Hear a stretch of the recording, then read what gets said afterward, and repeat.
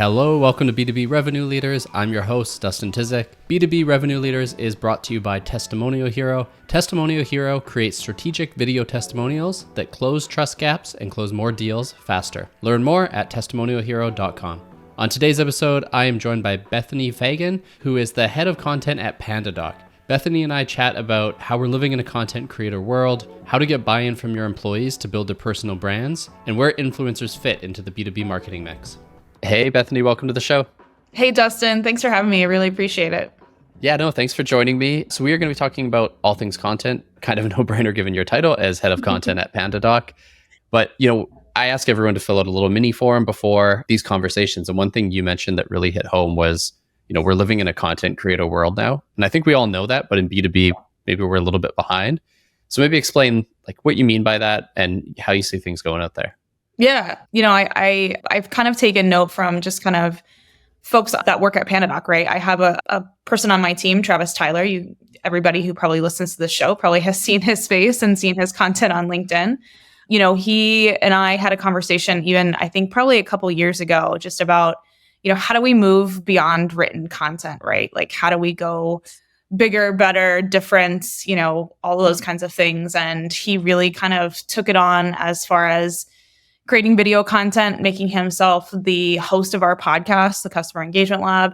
So I think that the definition of content creator and those folks is probably different even a year ago than it is today, right? I think a year ago is when we were kind of starting to figure it out and starting to get a good understanding of it. But I think today is just someone who, has some thoughts, opinions, isn't afraid to kind of put themselves out there in a way, but also just be more relatable, right? I think, audiences crave relatability. They crave people who they can have a common theme or common, opinion with. And so that's kind of what I think of content creation, right? It's how can you, and content creators themselves, how can you kind of take a go-to-market message, but, make it relatable. And also, I think more folks kind of attach themselves with a human being than they do a larger company and a larger brand. So I think it's only elevating those brands that they work for. So, yeah. Yeah, no, 100%. I think the, nameless, faceless corporation is hard to relate to, but just having a person makes a big difference. And I like to call it to video in particular. I'm biased, obviously, we work in a video company, but I do think it is one of the best mediums to capture pillar piece type content that you can break down into written video, audio. It just gives you the largest framework to work with, I believe. Yeah. So you mentioned things have changed a lot even in the past year. So what's changed at PandaDoc? What did you initially spin up, and then how has that shifted now? Yeah. So for us, I think we've really been an inbound organization, right? We really thrive on the SEO work that we've done, and the amount of that team, our team, SEO team is commendable. They're amazing. But I think what we're seeing is, there still has to be a valuable piece of content that we have to create in order for someone to give us their email address, right? We're seeing kind of less and less of that transactional type stuff happening, and more of that need for kind of that, what we call demand creation, right? And that goes, instead of demand capture, we're kind of looking at this shift of creating demand versus, just capturing demand. So, for us, we've really, I think we're in the third season of the podcast. So that's been good for us. And, we're unique in the sense that, like you, Justin, we do have a video podcast as well. We really thrive on having that video piece of content along with the audio piece of it. Again, it just gives us another dimension of content to create. So for us, we've really been focused on creating high value content that's sometimes gated, sometimes ungated, depending on what the medium is. And again, just kind of creating more digital content and moving towards this, working with influencers, creating our own employee advocacy program internally at PandaDoc, and just trying to get more of folks to kind of share the marketing pie, if you will, in the marketing work. So, yeah. Yeah, for sure. And I want to dive into both those topics, actually, the employee advocacy piece, because that's hard. It's hard to get people actually do a thing online. And the influencer piece as well, because, I kind of joked about it a little bit at the beginning, but B2B, we're behind in that space. And, the micro-influencer space is incredibly interesting and something we're exploring. So let's start with the first one, though, on the employee advocacy side. You've seen companies do this really, really well. Like Nectar, for example, pops to mind. Lavender's quite good at it. There's a few. Gong has been good at it in the past. Gong has been great at it. Yeah. So how do you get that motion started, and how do you get people to actually buy in? Yeah, I think for us, we're still learning, honestly. So we use Sprout in full transparency. That we've been a customer of theirs for a few years, and we use their Bamboo tool. But what we were finding was, of course, for me, I'm connected to a whole bunch of employees, right? So I'm seeing the same content over and over and over again. And, a lot of people don't have the time to kind of curate their own, specific content, if you will. So we were finding that it just was kind of people weren't really excited about it, right? Or employees weren't really excited about it because they were just sharing the same thing that everybody else was sharing. So we kind of discontinued the use of Bamboo, and we've kind of gone back to the drawing board. I hosted a lunch and learn recently internally at PandaDoc around employee advocacy and just growing your own personal brand on LinkedIn. So I had Travis attend. I had a few other folks who are pandas. Alex Nelson is another person who posts consistently on LinkedIn. I had those folks join and almost host like a roundtable of sorts of, pandas who are kind of interested, but don't really know how to make that jump, right? And so Travis and Alex really help them understand kind of the good, the bad, and the ugly of building a brand on LinkedIn, right? Around, consistency is key. You're not always going to see those high numbers right away. Not every piece of content or everything you share is going to, go viral or get what you think it's going to be. But again, it's about that consistent message and drumbeat of content that you're putting out will hopefully pay off in the long run, right? So it was kind of a confidence builder, right? It's like getting them to understand that, hey, they just started posting one day and it took them probably almost a year to get where they're at, right? But again, it's like working out and eating healthy, right? You've got to stay consistent in order to see the results and know that it's a long game and not a short game. So for us, we're still kind of in the infancy phase, I would say, of employee advocacy. So we had the lunch and learn. Now I've brought on Morgan Ingram to help us work with those who are truly interested in doing this. And he's going to help them create their own content, find their voice, like what is the thing that they kind of can share with their audience that is their own opinion and their expertise, and hopefully get them more comfortable with posting content consistently. So it's still a new muscle we're trying to flex for us. So yeah, we're just getting started, I feel like. That's really cool. So bringing Morgan in, getting him to train them, obviously there's an investment there. And yes, there's a lot of marketers listening who are probably super bought in and think, how the hell do I pitch this to my CEO to put an investment here? Yeah. I mean, intuitively, I think we both know what the results can be, but to help marketers out there, how would you position that internally? So Keith Rapkin is our CRO, and I had to go to him we're of course really tight on budget, just like everybody else. And I went to Keith, and fortunately for me, there was kind of two things that were already kind of going in the right direction for me. Keith was already an executive posting him for himself as well, right? Like he had started his own blog. Keith has a very impressive resume. He's, got a lot of experience as a sales leader. And I love that he is willing to, again, share his thoughts and opinions. And he kind of already started doing this himself. So he already saw the value in, posting consistently, creating own content, and again, to elevate a brand.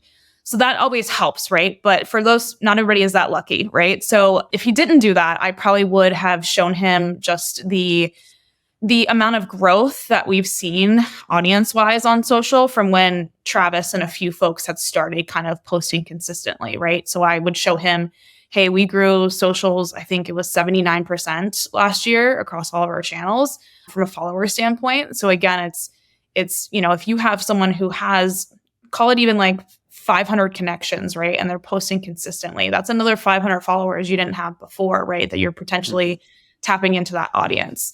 So, I mean, a lot of people don't have a ton of access to data, but use what you have is usually what I say, right? It's you probably have an idea of how many followers you're gaining every single month, every single quarter. And again, I would try testing it with a few folks who are kind of interested and maybe do like a 2-3 month pilot program to build up those numbers to then make the case for the investment. Morgan and I have been chatting about a program probably for 3 to 4 months. So like this took some time, right? I had to find the money, show the CRO the data behind it, and then of course kind of get his buy-in and doing it himself is kind of how it worked in our favor. So yeah. Nice. No, I think that's good advice. And I think the one thing people overlook, because you can look at the impressions and the metrics, but the kind of random one-off connections or things that come out of posting sometimes you can't express in numbers, but are some of the most powerful things, right? Yeah. You just post, someone you haven't talked to in 3 years sees it, all of a sudden that becomes either a partnership opportunity, a sales opportunity, a content play, who knows? Yeah. So it's those weird abstract ones that kind of just come out of nowhere and surprise you, which are important. Yeah, they do certainly. Yeah. So, you brought in Morgan, obviously someone who has a lot of followers and pretty prolific at posting. You also mentioned you're working with other influencers, micro-influencers to promote your content. And you mentioned an interesting campaign you're working on now. So do you want to maybe explain that one and why you're taking the approach of working with an influencer on it?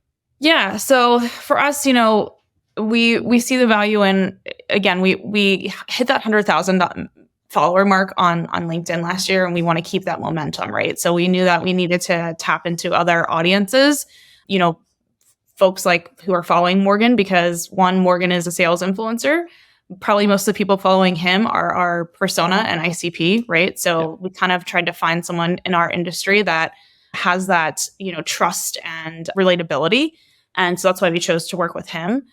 And, for us, it's some of the things that we're working on are a couple of different things. We want to obviously continue to grow our followers on social, but we also want to grow our email subscribers as well, because as we know, it still is very difficult to peel people off social media and get them into your funnel, essentially, right? So, Morgan fortunately has a newsletter, and he has some other kind of LinkedIn lives he does every single Friday that we're going to sponsor that will hopefully, just grow our brand awareness and grow our name. So we're working on a couple of different campaign ideas, mainly around still doing LinkedIn lives. So we'll probably do a LinkedIn live at least every other week is what we're trying to aim for and shoot for.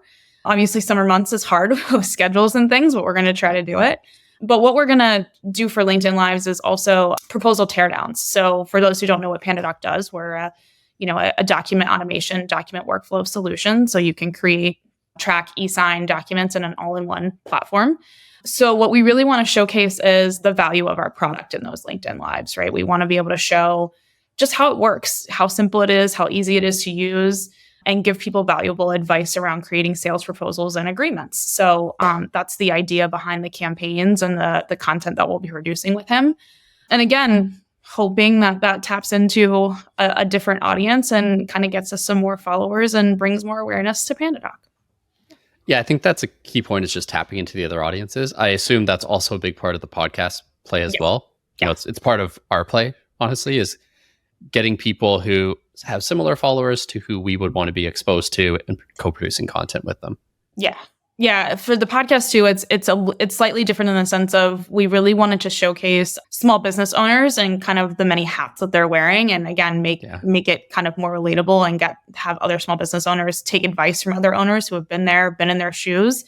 So again, our sweet spot is that 11 to 200 employees in size, right? So we love bringing in, Travis has done a great job building relationships in the St. Pete, Florida area, and he loves having in-person interviews, which of course puts a little bit of tightens our guest bucket, if you will, but he loves having an in-person interview, and I think it does give something more to it. But again, the idea of the show is, again, to get small business owners in there.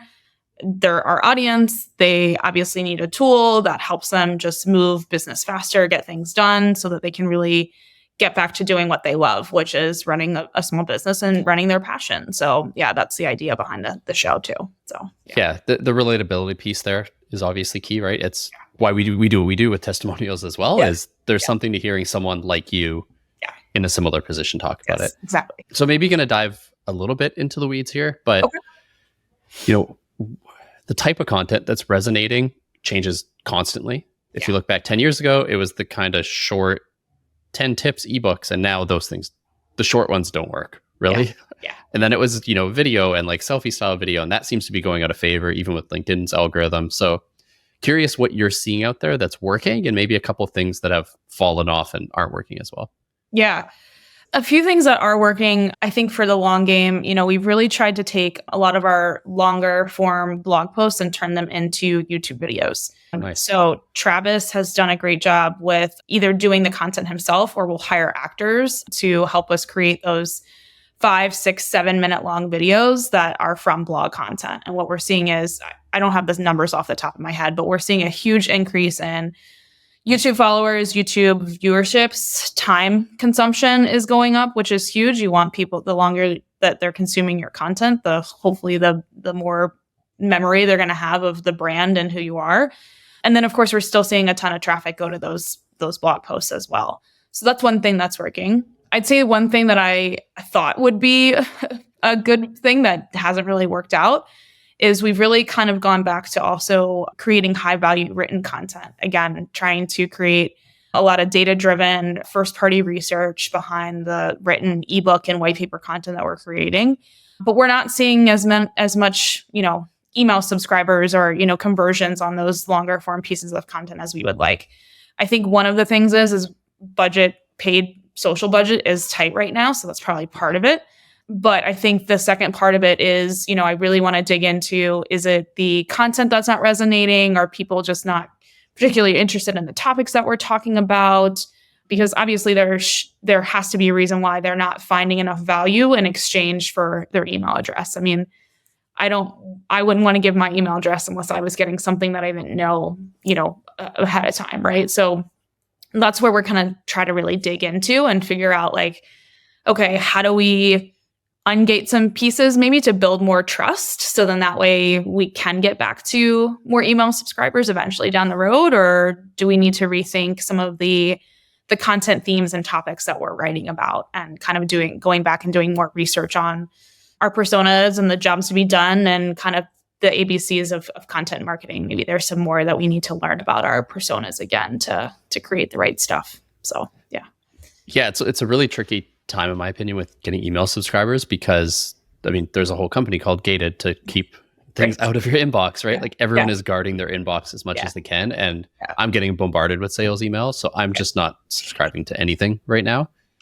So that could be part of it for sure. I do think the YouTube blog post idea is interesting, because my SEO theory, and I'm not an SEO expert, so someone's going to probably point out that I'm horribly wrong here. I'm not either. So that's what my I think Google is just going to start serving answers using AI for the most part, and surface videos. Yeah. So I think that's probably a smart play, and blog posts are slowly going to lose, the clout they have through SEO. Yep. And I think as we see other AI writing things, they're going to pull that content from written content, but also the video content, right? So you're going to see that mix of stuff. So yeah, I think it's imperative to have both assets created, because then hopefully AI will spit something out that's accurate, with whatever you're producing. So yeah. It's surprisingly good with transcripts. It's shockingly good. Yeah. And I don't want to dive into the topic too much because it's beat to death right now, but you guys, you focus a lot on content and are kind of ahead of the curve compared to a lot of companies. So I am curious how or if you're using AI, even from a process research perspective. Yeah. So we just signed an agreement with Jasper, so I haven't gotten too much into it just yet.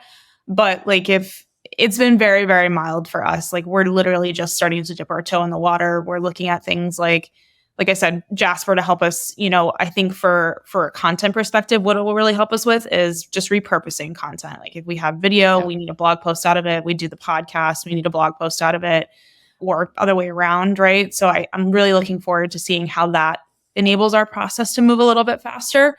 And then I know on the brand creative side, Andre, my counterpart, he's looking at kind of AI for creating design for us, right? Because it's hey, our CRO and our performance marketing team needs pipeline. They need leads, right? They want more gated content or that more transactional content, but can we use AI to write that content and design that content a little bit more quickly?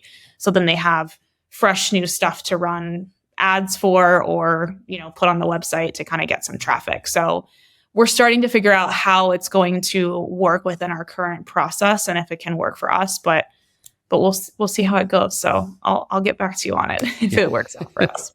But yeah. Yeah, we're kind of in a similar boat with the summarizations. We summarize the podcast currently using that. And one thing we've started to do that is kind of interesting with long form video is, obviously we record video testimonials. We can generate an AI case study that's not perfect, but gives a good writer, that's 80% of what they need to work. Yeah. And it takes 3 seconds. You just throw it in there and it spits it out. So things like that, I think Yeah, things like that I think it's not gonna get rid of writers. It's just gonna give good writers a head start and make them produce more prolific content probably. Completely agree. Yeah. You always still need that element of human touch to like bring the right tone to a piece, right? That AI is going to produce. So, yeah. Yeah. I don't know how many times I tell it, say this in a casual tone, and it's not. It's like very business casual no matter what I do. The only person who got it right was, did you see the Mint Mobile Ryan Reynolds commercial? How he had ChatGPT write a Mint Mobile commercial for him? No, I didn't see You'll have to look on his LinkedIn. It's like, it's the greatest thing. And because he literally put in a prompt, like, talk like Ryan Reynolds and mention our free thing. And I don't know, something else, but like the sarcastic undertone that Ryan Reynolds has, ChatGPT nailed it. I mean, I don't know how they did it, but it was really cool. So you'll have to check that out. That is cool. Yeah, I saw a similar post actually about, it asked it to write it like the ultimate sales bro. And it was, emojis and exclamations and actually pretty good. So maybe there's a hidden comedic approach there that you can use it for. I guess so. Yeah. Cool. Well, Bethany, thanks for joining me talking about all things content. You mentioned, your LinkedIn page for PandaDoc. If people want to learn more about you, PandaDoc, where should they go? Yeah, it's just at PandaDoc on LinkedIn. I think we're at PandaDoc HQ on Instagram. We also have It's PandaDoc on TikTok. So definitely check out our TikTok channel. We're having fun with that.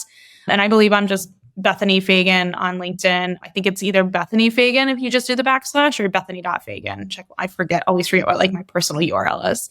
But yeah, we have some awesome LinkedIn lives coming up around proposal teardown. So if you're really interested in, how the product works and what we're doing, definitely check us out. And then again, the podcast is called the Customer Engagement Lab, and we're putting out an episode at least once a month, which we'll share on LinkedIn as well. So the best way to get all of our stuff is just follow us there. So cool. So lots of good content. We'll include those links for our listeners in the description. Bethany, thanks for joining me today. Thank you, Justin. Appreciate the time. Had a great time. Thanks.